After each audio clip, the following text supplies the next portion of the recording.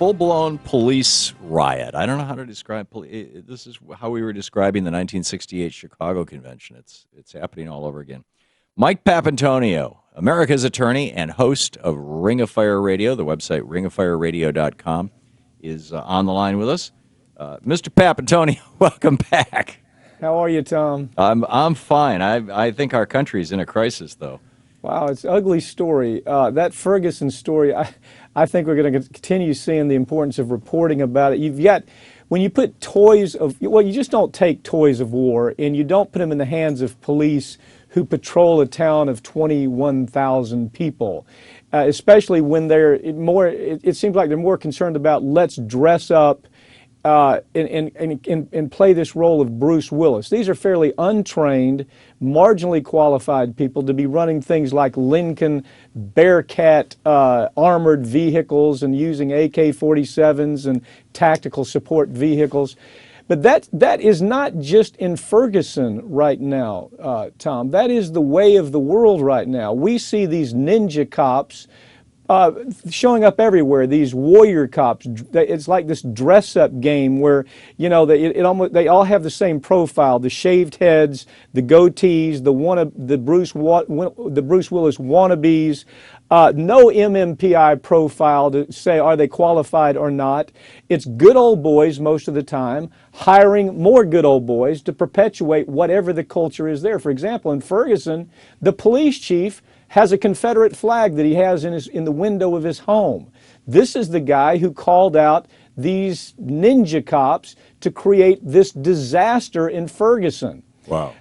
You know, listen, most of us I come from a small town. I come from a town, 15, maybe 20,000 people. You had one policeman, you had one sheriff, he had a couple of patrol cars. They had a feeling of trust within the community. They didn't need armored vehicles and AK-47s to intimidate the hell out of everybody. And so it produces this idea of them against us, like they are the enemy. The African Americans in this community are the enemy of the police, which it should be just the opposite. The police should be there to serve that community. So here they shoot down a young man with no police record at all. This young man had no police record, who was pleading with him, don't shoot. But when you put that kind of material, those kinds of weapons in the arms of a ninja cop who simply doesn't have the qualifications. You know, a lot of them, Tom, they wanted to go to Iraq, they wanted to be in the military, they lived their life out since they were kids being the soldier. Many of them never showed up in Iraq and Afghanistan. They went from the high school football team to the police department. And it's this good old boy thing that's happening in these small southern towns. The worst thing about it is the Pentagon is enabling all this. The Pentagon has a program where they actually arm these local police officers in these very small towns with these weapons. And so you got to wonder, is this because the arms industry is making a lot of money on this? But of course, either way, it's a disaster for America. It is it is a disaster for America. Yeah, I mean, you can draw a direct. This is back in the 70s. We had a saying about Vietnam. You know, the war comes home, and people came home wounded. People came home with PTSD. People came home homeless. Lots of people came home heroin addicted. I knew those people. You probably did too. And then with the Korean War, my wife's uncle in his 80s just died. He was a veteran of the Korean War, and he was so traumatized by it he could never speak about it. He was apparently part of the soldiers who were just mowing down civilians. Just a guess, but there was a lot of that went on in that war. And after the first Gulf War, the soldiers came home with all that depleted uranium in their blood, and now they're producing kids with birth defects, and now we've got 30, 40,000 people coming home wounded, 200,000 with traumatic brain injury and PTSD from Iraq and Afghanistan. The war comes home. And now, only this time, the military contractors have figured out a way to not just bring the war home, but to bring the weapons of war home. Yeah. Because there's money to be made, as you point out. Well, and there's so many studies, Pap, that show that if you give somebody anonymity, if you cover their badge number, and you give them the weaponry, they put on the uniform, they assume the role. Yes, exactly. Well, it's play acting, Tom. I mean, listen, as I said, I grew up in small towns. In the towns I grew up in, you had 25,000 people, maybe 25,000 people. That's like These Mayberry. were communities. Yeah, it was Mayberry. The police didn't dress up like ninja cops. It's almost laughable. They're these southern, it's this Dixieland stormtroopers. That's the new thing. And unfortunately, a lot of these guys, you would think, well, they've got military training. They're not. These are people that very often move from the high school, being the high school football hero, 2 years in a junior college, and then all of a sudden they're armed with AK-47s, with ninja outfits where they have masks on. They have all of the arms capability as a soldier in Afghanistan, and they're woefully undertrained, woefully incapable of handling this, or even making the decision when to handle and when not to handle.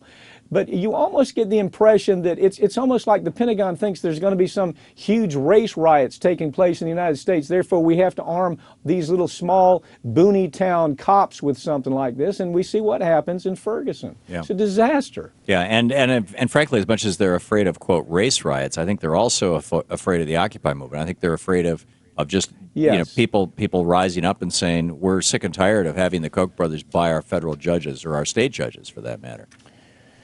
Well, what's happening right now, anytime you have the federal government that has the program I was looking for, it's called the 1033 program, Tom.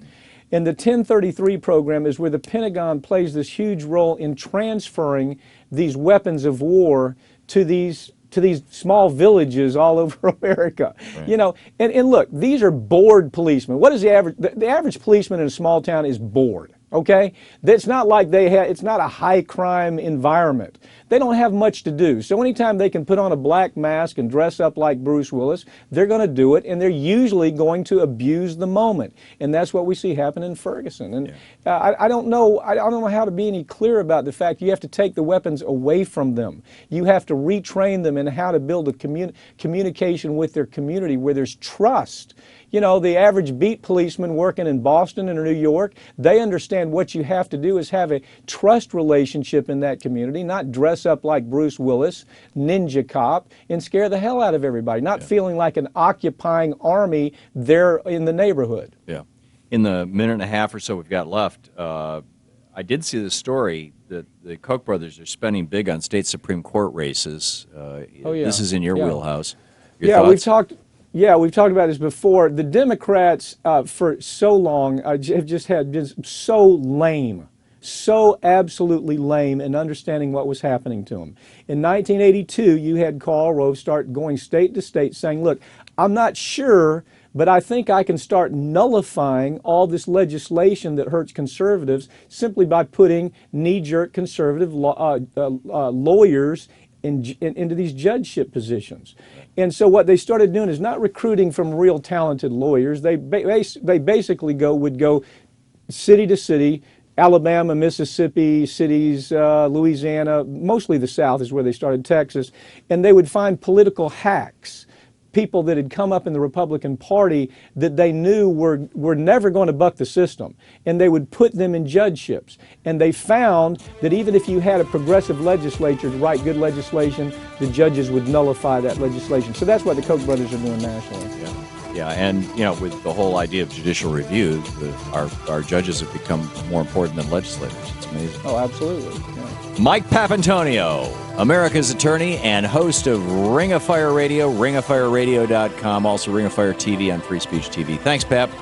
Thank you, Tom.